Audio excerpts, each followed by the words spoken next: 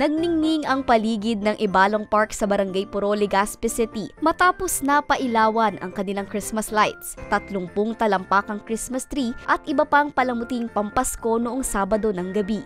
Bukod sa Ibalong Park, pinailawan na rin ang streetlight decoration sa kahabaan ng Barangay Puro, tunnel of lights sa kahabaan ng Rizal Street at Christmas decoration sa City Hall. Dumalo sa mga nasabing aktibidad si Congressman Alfredo Garbin Jr. ng Ako Bicol Party List.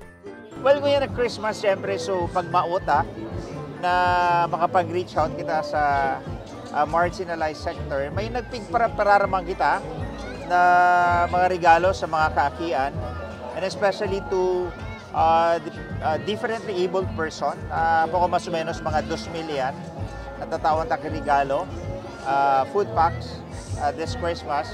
But ang maasahan ninda, bako lang sa panahon kag Christmas, kundi whole year round, ang programa sa edukasyon, sa salud, sa infrastruktura, kabuhayan or livelihood trainings and programs, pati naman sa iba pang programa sa paraomasin sa mga parasira.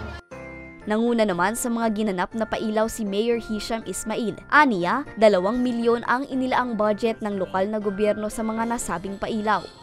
Imbitaran ko mo, darawon ang sa itong mga aki, sa itong pamilya.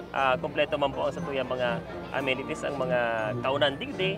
Asin naman po, igwa kitang night market, igwa po kitang kadakol na restaurants digdi.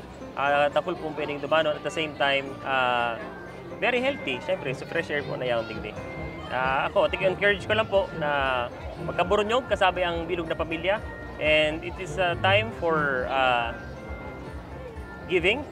It's a time for sharing, syempre, dahil maabot na po sa tukuyang Christmas, and it's a time for giving man, Bukod dito, may mga aktibidad pampasko din na inihanda ang LGU Legazpi, gaya na lamang ng parole making contest na gaganapin ngayong gabi. Para sa mga balitang Tatak Bicol, Angeline Dagta.